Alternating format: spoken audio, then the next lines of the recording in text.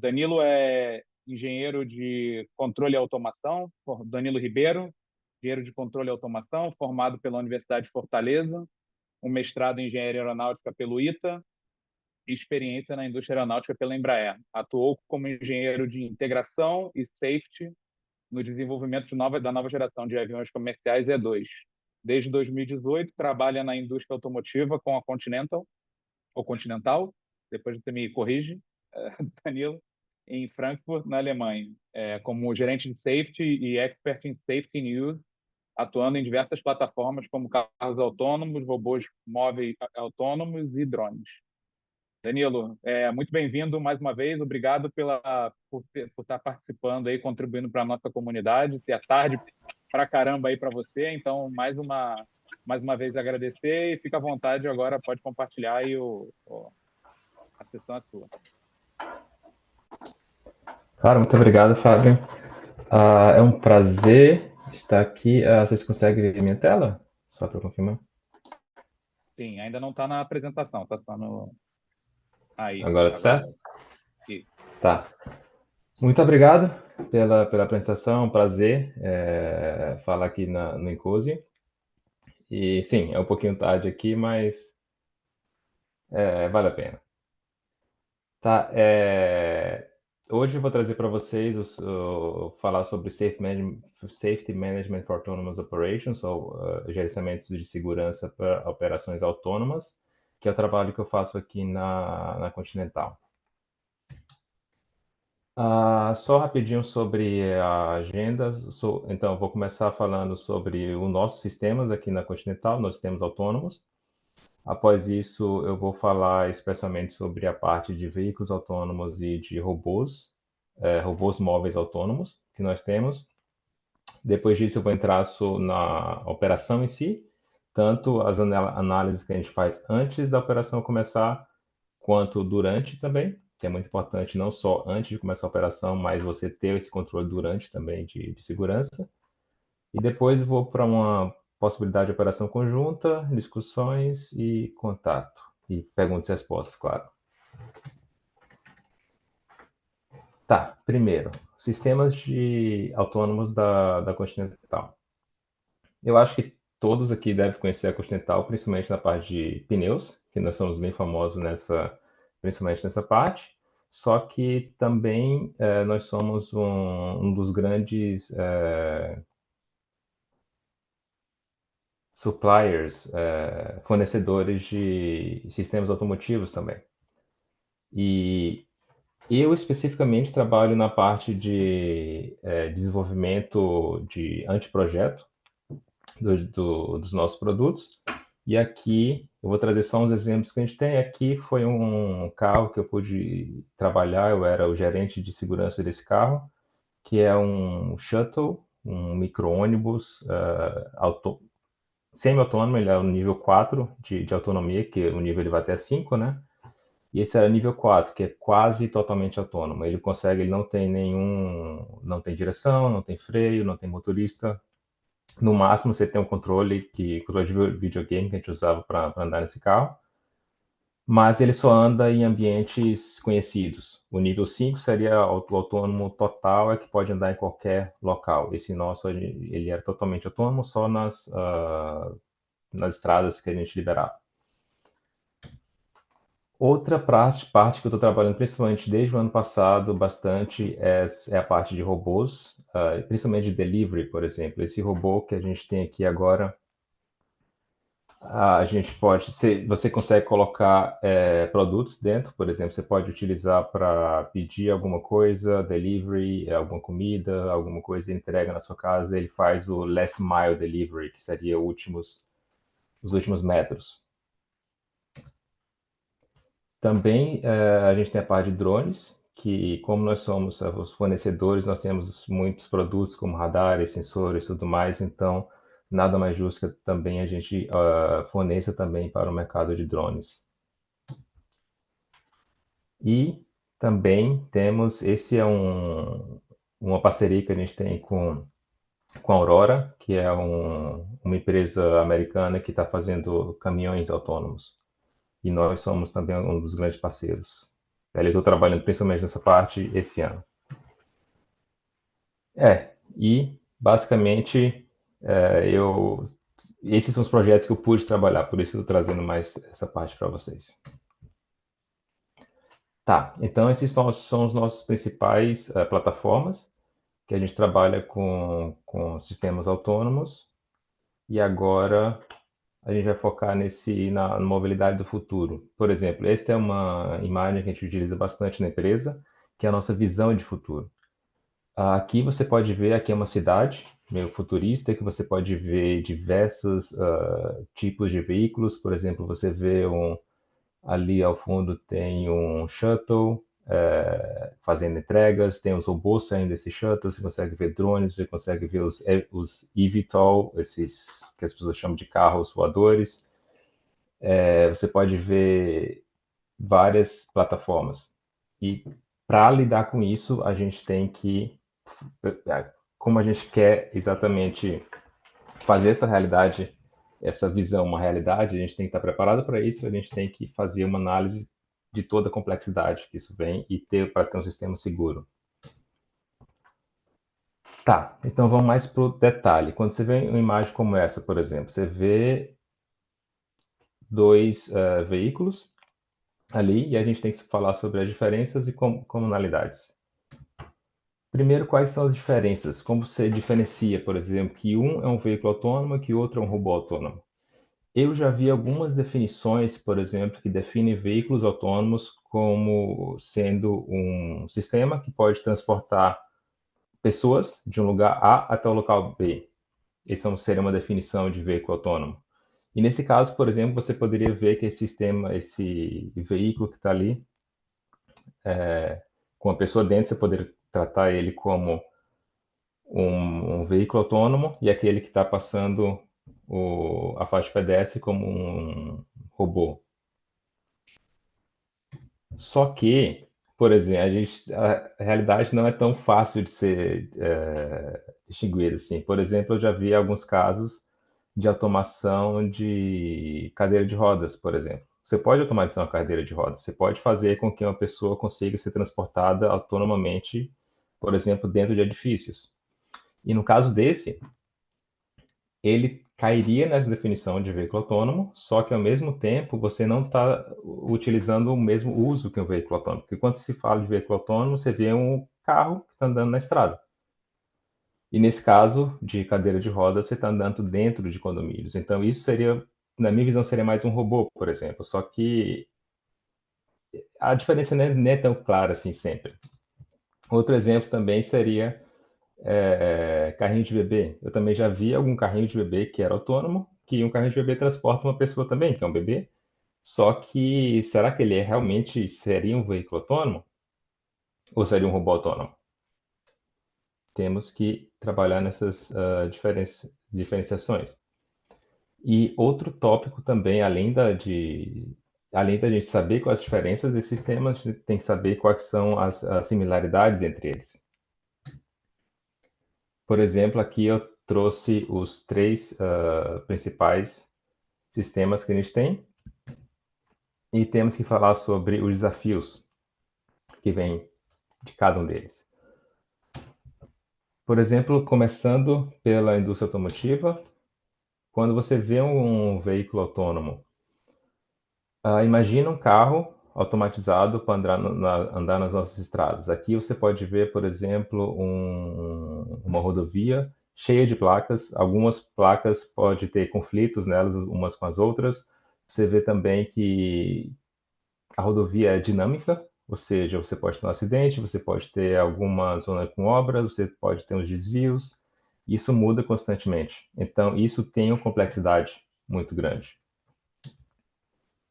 E, claro, aqui outra imagem que eu gosto bastante para exemplificar a complexidade é, por exemplo, como um veículo autônomo vai cruzar um cruzamento desse. Isso tem em várias cidades do mundo. As pessoas fazem isso todos os dias. Muitas vezes não tem acidente, na maior parte do tempo não tem acidente, só que para você transferir isso de uma pessoa para um veículo, você tem que pensar como se pode passar por esse desafio.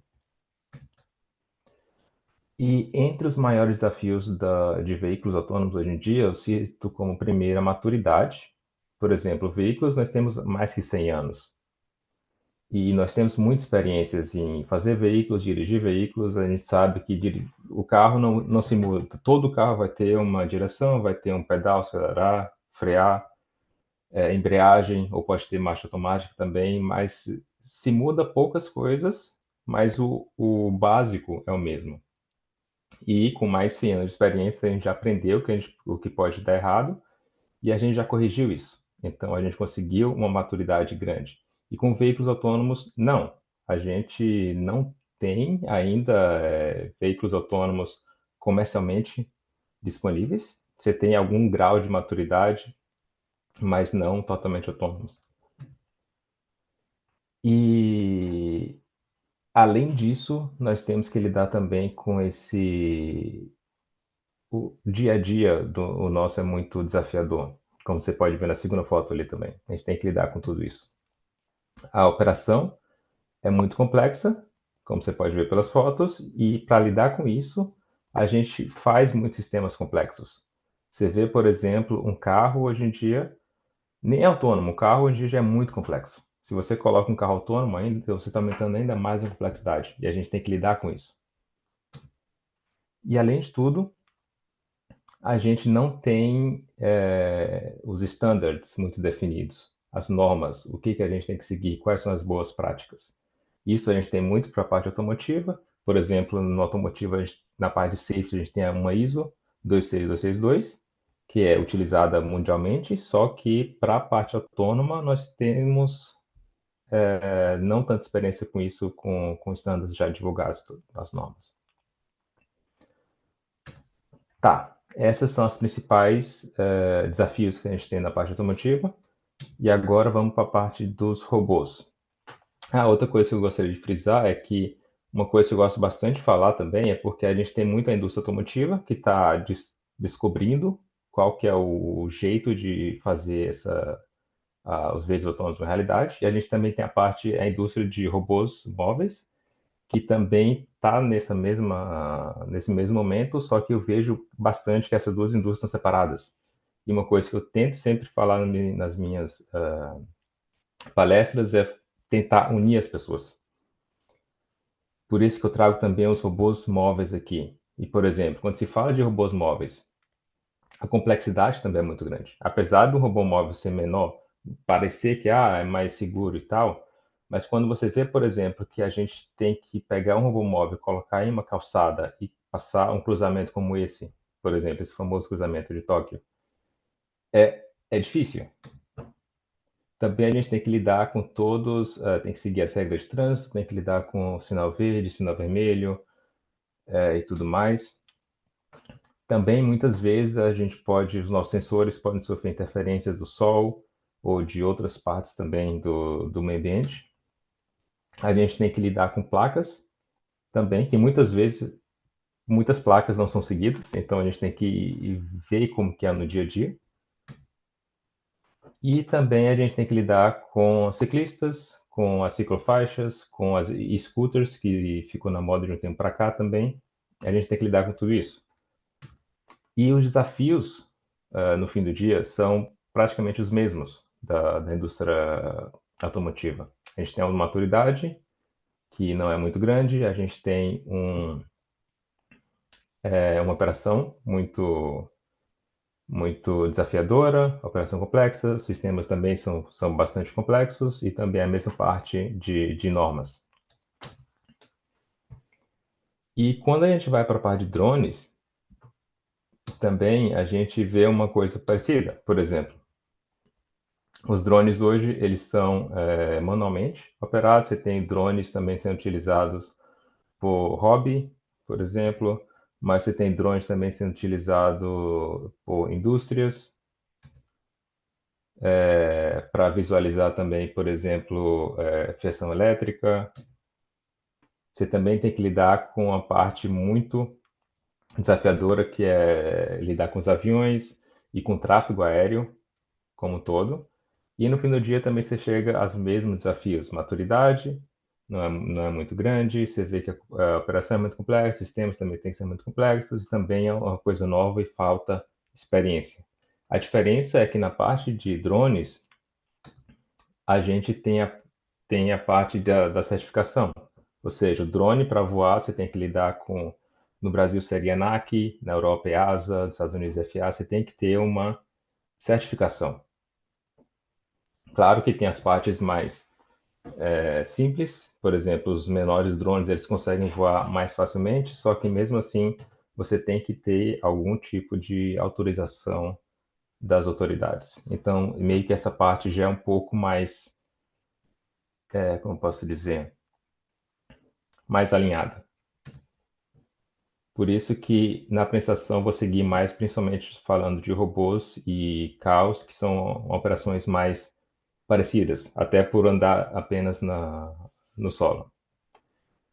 Então fica a pergunta: como que a gente consegue, além de conseguir colocar essas três plataformas em operação, como que a gente consegue uma operação segura contínua? Esse é o grande desafio. Então, para conseguir essa operação segura, a gente dividiu principalmente antes de começar a operação, que é a parte do desenvolvimento dos nossos sistemas, e durante a operação, que é a parte como a gente consegue manter a operação segura. Antes da operação, então, as nossas considerações para gerenciamento de risco, a gente tem uma análise que ela é top-down, ela vai de cima para baixo, então a gente sempre foca por exemplo, quais acidentes podem acontecer, quais são as ameaças que podem acontecer, os hazards, quais são, e depois a gente vai para quais são as falhas ou erros, que seriam os erros humanos, ou alguma coisa vindo do environment, do meio que se está operando.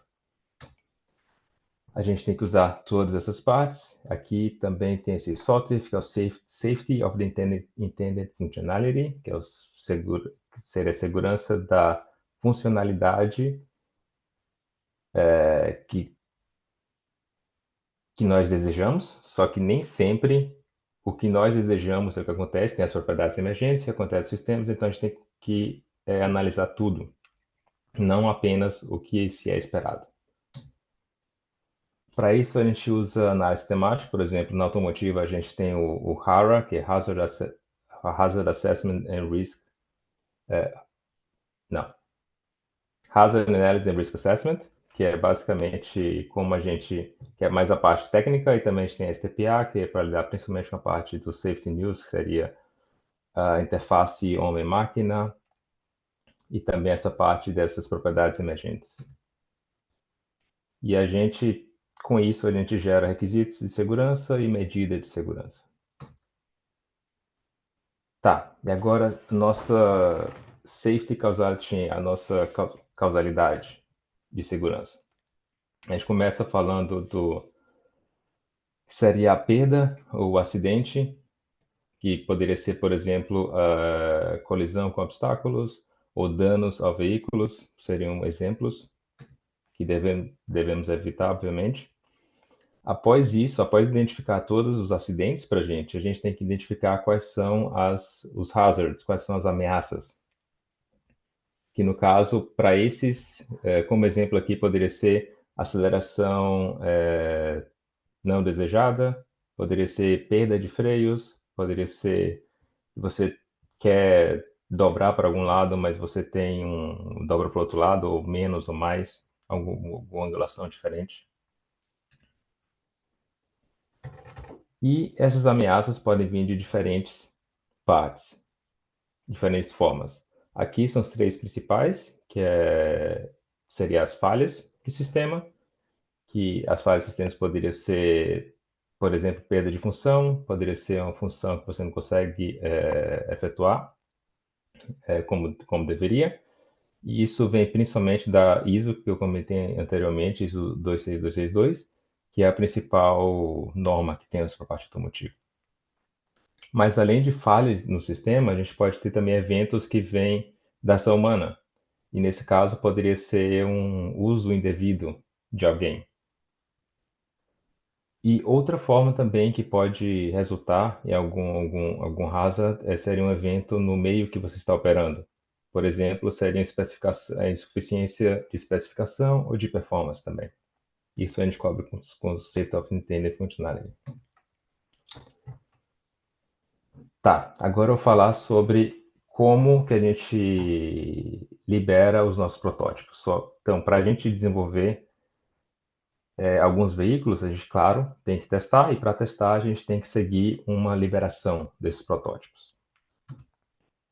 A primeira coisa que nós fazemos é que a pessoa que está liderando esse desenvolvimento, ele tem que fazer o pedido do IUR, que seria Intended Use Release, essa liberação de uso desejado. Aí, a partir desse pedido, essa pessoa tem que juntar toda a documentação, por exemplo, qual que é o sistema de interesse, qual que é o uso, quem são os atores humanos que estão presentes, que têm interface com essa operação. E aí, com toda essa descrição dessa operação, ele manda para a gente, e nós do time de safety a gente tem que fazer análise. A gente tem que analisar principalmente o veículo, o meio que está operando e as pessoas que estão em volta. Com essa análise, a gente tem que gerar as medidas de segurança, que, por exemplo, ela pode ser alguma coisa limitando a operação ou limitando o comportamento do veículo. A gente pode também dar recomendações para as pessoas, a gente pode implementar alguma coisa no sistema. E, claro, após isso, a gente tem que checar se as evidências, se realmente tudo foi implementado. Isso pode ser por testes, pode ser pelas instruções, e a gente tem que gerar a recomendação para a liberação. E após isso é aprovado. A gente tem diferentes departamentos que tem que aprovar a operação, e esse pedido sendo aprovado, a operação pode começar. Deixa eu tomar uma água rapidinho.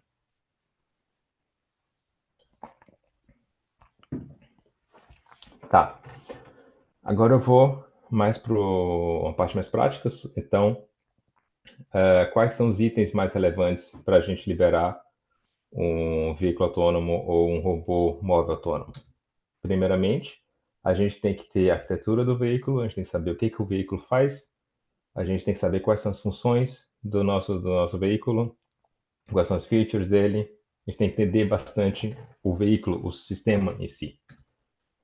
Além disso, a gente tem que saber também, como eu falei antes, quem são todas as pessoas que têm interface com o nosso veículo, não apenas, por exemplo, quem está, no caso de um veículo, quem está não dirigindo, quem está como ocupante do veículo, mas também as pessoas que estão passando na rua nesse mesmo momento. E além disso, a gente também tem que ver qual que é o cenário que a gente vai operar, qual que é a temperatura, qual que é tudo, qual que é o clima também. Então, além de saber tudo isso separado, a gente tem que colocar tudo isso em perspectiva, a gente tem que saber como que é o veículo com as pessoas no meio, e a gente tem que saber o uso. Então, a gente tem que decompor os cenários, então a gente tem que analisar, o robô passando nessa parte vai encontrar sei lá o quê, um carro, vai passar uma bicicleta, ou vai ter uma pessoa olhando o telefone. A gente tem que analisar todos os cenários, tem que identificar todas as ameaças e gerar as medidas de segurança. Isso também não é só, eu trouxe um exemplo de um robô também, mas isso também pode ser utilizado mesmo processo para carros também. A gente tem que saber a arquitetura, funções, as pessoas, o meio, tudo tem que ser colocado em contexto. Também tem que ser decomposto em cenários, e a gente tem que analisar tudo, gerar requisitos de segurança e tudo mais. Tá, como comentei anteriormente, a gente tem os três itens principais de análise. O primeiro seria o safety, a segurança do veículo, que a gente já tem muita experiência nessa parte de veículos. Por exemplo, aqui eu trouxe dois standards, duas normas que são muito importantes para a indústria automotiva. A primeira, que é a 26262, que é a de que está há bastante tempo na indústria automotiva, então a gente utiliza bastante. E também tem essa 21448, que é a Safety of the Intended Functionality, que é mais nova, que foi, acho que está com uns 2 anos que ela foi liberada, e ela trata principalmente desses desafios de ter os sistemas mais complexos, e a gente tem que analisar a segurança também das propriedades emergentes do sistema. Desculpa. E também na parte do robô tem os estándares do robô, só que esses são mais novos. A gente tem bastante parte de norma de robôs, principalmente de indústrias, mas robôs móveis, que são para andar em calçadas e tudo mais, isso é coisa mais nova, e as pessoas que estão trabalhando são normas mais novas. Mas temos alguma coisa já. Tá, esse foi a primeira parte. A gente tem que fazer com que o nosso sistema seja seguro. Após isso, a gente tem que analisar quem são as pessoas que têm interface com a operação. Então, a gente tem que saber, por exemplo, se a gente tem um safety, um operador de segurança, por exemplo, que é responsável por evitar, sei lá, a gente tem o nosso protótipo, mas a gente tem, por exemplo, se for um veículo autônomo, a gente pode botar um motorista de teste, que ele não vai dirigir o carro, obviamente, mas ele vai estar lá para, se acontecer alguma coisa, ele pode reagir. O robô também da mesma forma. Ele pode ter um controle, pode reagir. Então, se a gente tiver o operador, nesse caso, a gente tem que colocar ele em contexto, a gente tem que analisar o que pode acontecer, também motoristas, o nosso time de projeto também, se a gente tiver um apresentador que está lá apresentando o sistema, ele tem que ser incluído na nossa análise também. E pessoas também externas, são espectadores, por exemplo. A gente tem que identificar se tem algum hazard dessa interface, alguma ameaça, a gente tem que gerar o treinamento, a gente tem que talvez mudar a operação do veículo e tem que gerar instruções, recomendações para todo mundo, se for necessário. E terceiro e último, dos itens mais relevantes, é a segurança do meio. Então a gente tem que analisar, por exemplo, eu trouxe os dois casos aqui do exemplo anteriormente, a gente tem que analisar qual que é, onde que a gente está operando, se é, por exemplo, na segunda parte, né, a gente tem um inverno, se for na neve, por exemplo, o negócio muda, a gente tem que ver que a fricção pode mudar, e se estiver chovendo bastante, a gente tem que analisar isso também, tem que identificar todos os cenários, a gente tem que gerar as mitigações. Se tiver algum motorista de segurança, a gente tem que informar ele, prover recomendações. Outra possibilidade também que a gente tem é de regular o meio. A gente pode mudar as regras de trânsito, a configuração. A gente pode fazer algumas modificações para ter certeza que a segurança da operação está mantida. Tá, isso é tudo antes da operação. Então, antes da operação, a gente tem que pensar em tudo isso. E durante a operação começa um grande desafio também, porque a gente tem que manter a segurança. Para isso, a gente usa bastante o Safety Management System, sistema de gerenciamento de segurança, que isso é uma realidade já na aviação por muito tempo. Então, todas as empresas de aviação têm que ter um Safety Management System implementado, por exemplo, para poder operar. E na automotiva, isso está virando regra agora. Tá, então basicamente para o setor automotivo, a primeira pergunta é por que a gente precisa disso? Historicamente, a gente tem sempre, nós fazemos os carros e vendemos os carros. Então a gente faz o carro, vende o carro e a partir daí é o motorista que tem que operar. Se tiver algum problema, o motorista tem que reagir.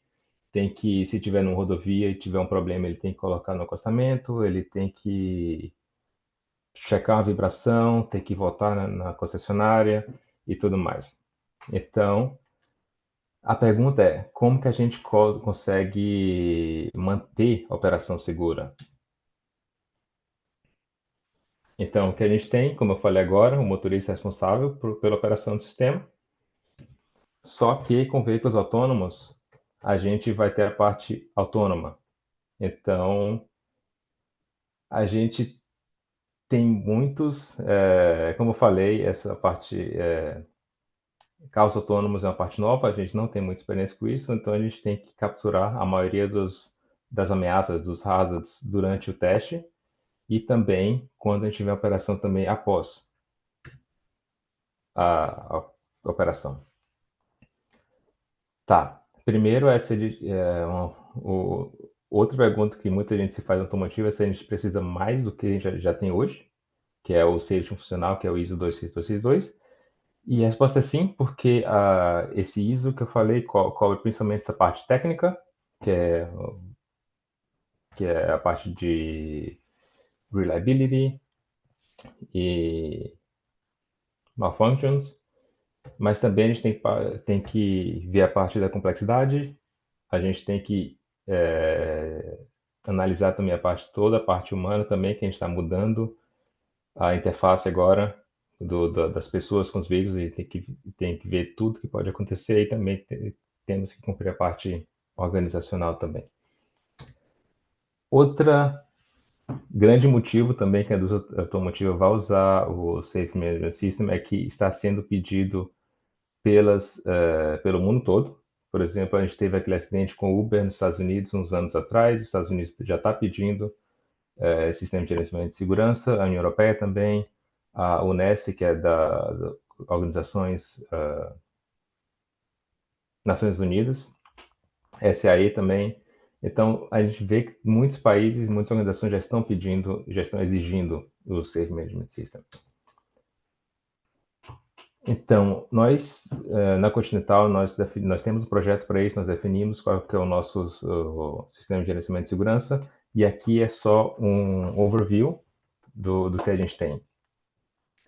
Aqui, como você pode ver, a gente tem a parte de engineering, que é tudo que eu falei antes da operação, que é o desenvolvimento, a gente tem a parte da operação, e aqui no caso só mostra, por exemplo, durante a operação, se acontecer algum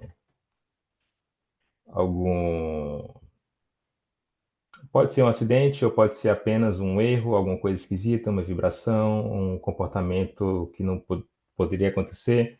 A gente sempre preza para que isso seja notificado. A gente tem um centro de emergência que vai receber essa informação, que vai prover um feedback, prover ajuda para as pessoas que estão na operação nesse momento, enfrentando alguma coisa esquisita. E ao mesmo tempo a gente vai mandar, a gente sempre manda essa informação do que aconteceu de errado para análise, e a gente do time de safety consegue dar o feedback e tornar o nosso sistema mais seguro. Então a gente está sempre nesse loop. Acontece alguma coisa, recolhe informação, implementa isso e faz o nosso sistema mais seguro, e pouco a pouco a gente vai tendo um sistema mais seguro. E claro, a gente também fornece um canal para as autoridades. Tá, só como falando um pouco do Safe Management System, a gente basicamente se baseou no framework que vem da ICAO, que é da aviação, que é International Civil Aviation Organization, e o Safe Management System ele tem 4 pilares. Que o primeiro é o Safety Policy, que é basicamente a empresa como um todo se comprometendo, falando que safety é a principal prioridade da empresa. Após isso, nós temos o Safety Risk Management, que é onde a gente define e faz todo o gerenciamento de risco. Quando a gente vai para a operação, a gente tem o Safety Assurance, por exemplo, que é essa avaliação contínua de se as nossas controles de risco estão ainda efetivos ou não. Se tiver algum problema, a gente dá o feedback e corrige esse problema. E, por último, a gente tem esse Safety Promotion, que é basicamente como a gente torna a cultura da nossa empresa mais segura. Pode ser por treinamentos, comunicação e tudo mais. Então, falei de tudo isso, e um dos motivos também que a gente trata de tudo isso é uma operação em conjunta, por exemplo. Se a gente trata veículos autônomos de um lado e robôs de outro lado, quando a gente for ter essa operação em conjunto, a gente tem que analisar tudo junto. A gente, não basta para a gente, por exemplo, aqui a gente tem um veículo autônomo que é capaz de chegar, transportar, sei lá, cartas, envelopes, produtos até um endereço tal e ele libera robôs para entregar até a porta da casa da pessoa. Nesse caso, a gente tem que analisar tudo em conjunto, porque, claro, seguindo os conceitos de System Engineering, a gente tem que analisar o que pode acontecer, todas as propriedades emergentes e como esses dois sistemas andam juntos. Então, para isso, a gente tem que fazer análise de segurança também, considerando os dois e cobrindo qualquer risco que possa acontecer pela operação em conjunto das duas plataformas. Vou chegando agora no final da apresentação e agora discussões e remarks. Então, basicamente, só queria reforçar o que eu trouxe agora para discutir com vocês, que as principais ideias é que tanto os veículos autônomos, como eu falei antes, veículos autônomos e robôs móveis autônomos, a gente vê muitas similaridades e a gente vê também que como devemos seguir é colaboração. A gente tem que colaborar.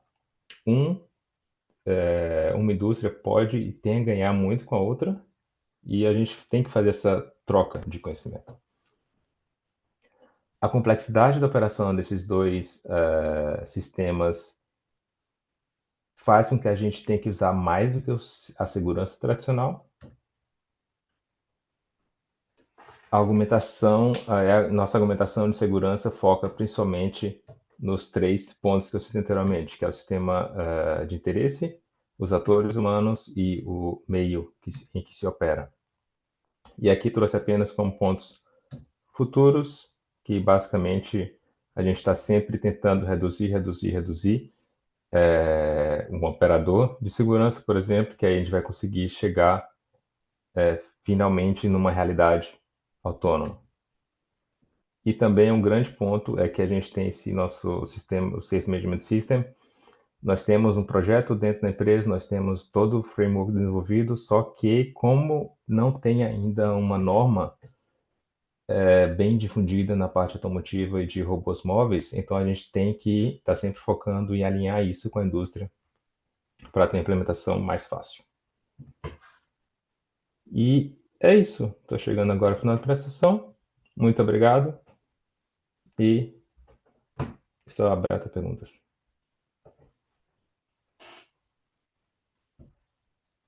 Perfeito.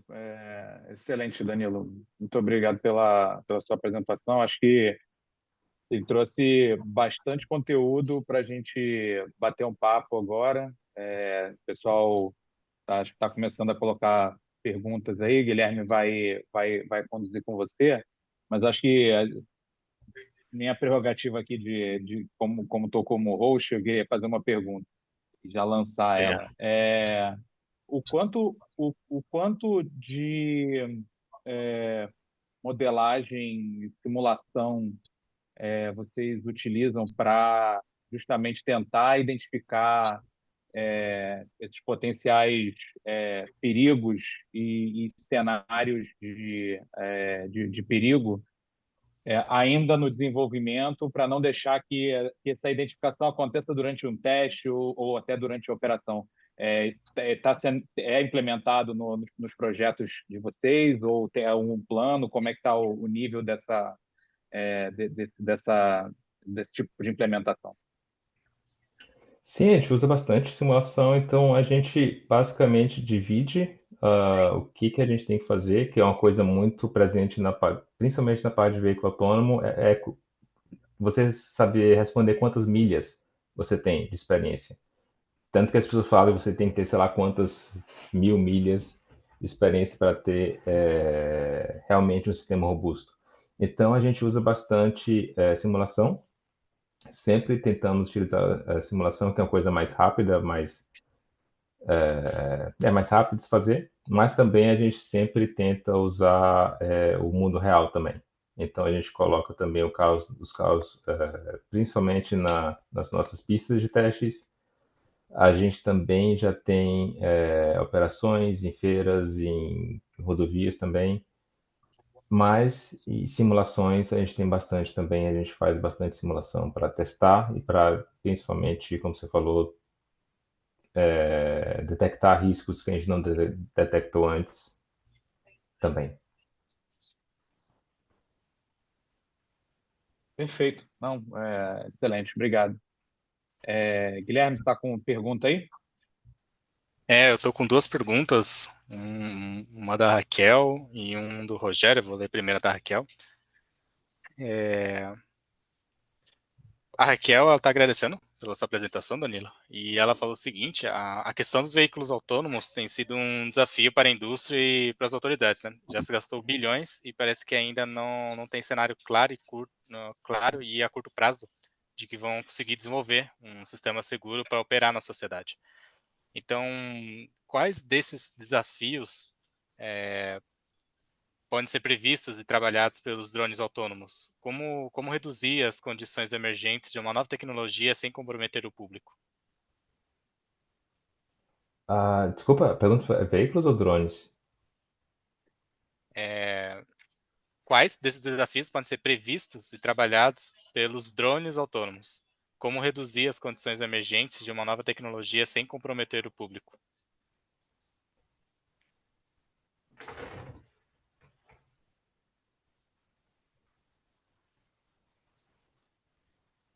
Você está falando como a gente consegue utilizar drones para possibilitar os veículos autônomos, é isso?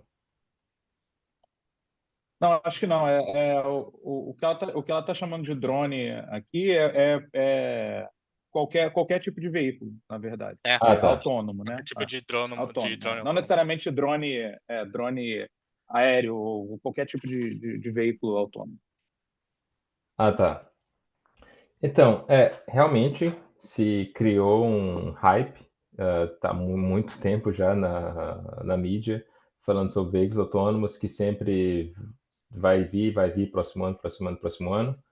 E realmente o problema é que tem muitas empresas que tentam desenvolver isso, só que eles não percebem a complexidade que é operar em um sistema urbano, por exemplo. Quantas coisas que têm que ser previstas, detectadas, por isso que alguns acidentes já aconteceram,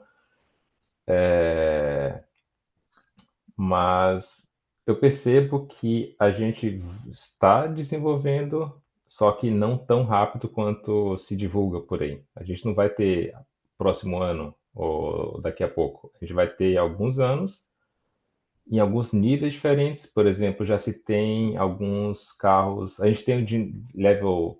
Na automação de veículos, a gente tem de nível 0 ao nível 5, como definido pela SAE.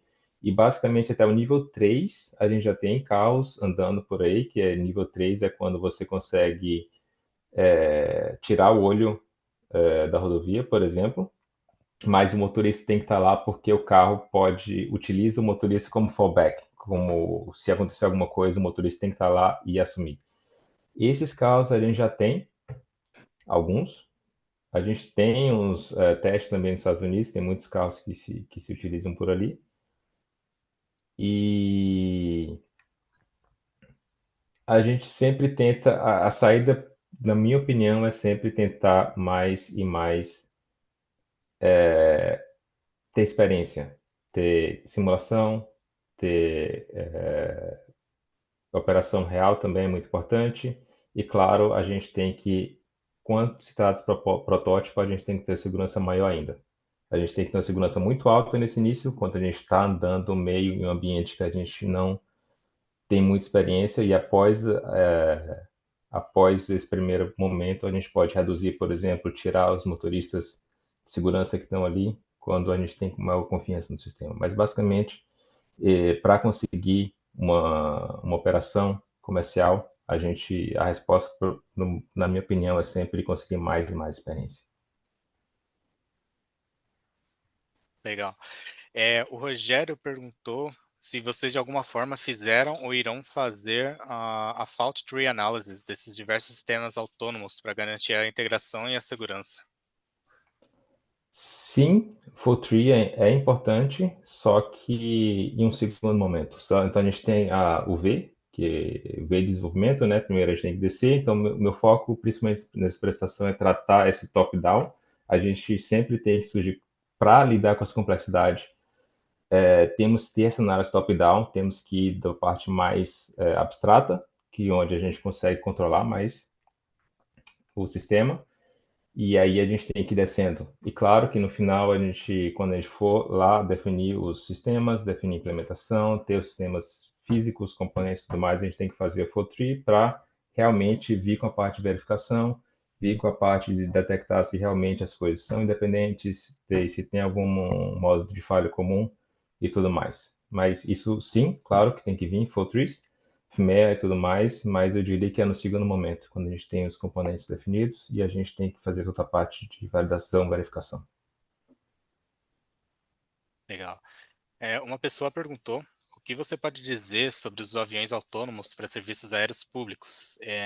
Está mais distante do que veículos terrestres autônomos? É uma boa pergunta.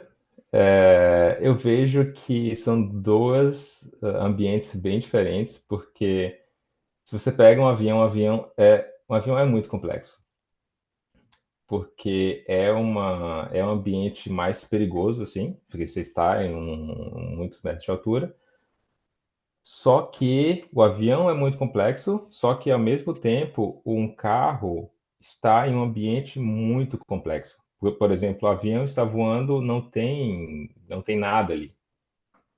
Por exemplo, se você entrar em cruzeiro, 40 mil pés, você pode, sei lá, ir um pouco, cair um pouco e recuperar. Um carro, se você anda e acelera um pouquinho e bate alguém morre, entendeu? E também um ambiente urbano, imagina, sei lá, a hora do rush, alguma coisa, muita gente nas ruas, você tem uma complexidade muito grande, você tem muitas coisas que podem acontecer. Então, eu diria que a operação de um veículo, você tem uma complexidade muito grande, só que ao mesmo tempo, um avião, você tem uma severidade muito grande, então você tem um sistema muito complexo também. Então, eu diria que eu não sei o que estaria mais próximo. Voos autônomos, por exemplo, voos autônomos você tem. O problema maior seria a decolagem e pouso, mas se você está em cruzeiro, você tem autonomia grande em aviões. Só que principalmente essa parte de pouso e decolagem seria mais difícil de chegar. Mas para veículos, eu diria, veículos têm complexidade de toda a operação. Então, acho que depende do uso. Por exemplo, se você pega um veículo numa rodovia, seria mais fácil, porque você tem uma rodovia também, você tem um sistema que não é tão complexo. Mas se você pega no centro de cidade, é uma coisa mais complicada, mais complexa, desculpa, e é, tem mais desafios a ser superados. Quem fez essa pergunta foi o Andrés Luiza, que depois apareceu para mim uma pessoa que fez essa pergunta. Então, obrigado, Legal. André, Rogério e Raquel, pelas perguntas. Eu tenho Obrigado. uma Valeu, gente. pergunta, Obrigado. Ô, Daniel. Guilherme, só por conta, a gente Oi? está no tempo já. A gente está no Tá no tempo tempo já, já. né? Então a gente precisa andar, porque senão a gente atrasa a próxima. Mas Tá bem. aí depois a gente faz. Tem mais uma pergunta aqui também do Rogério que a gente manda pro Danilo em separado aí para ele entrar É, em contato com o Rogério depois. Tá bom? Obrigado. Então é beleza. isso. Obrigado, Danilo. Obrigado, De Danilo. novo, obrigado, Guilherme. De novo, tá tarde aí para você. Vamos deixar você descansar agora e vamos seguir para a nossa próxima apresentação.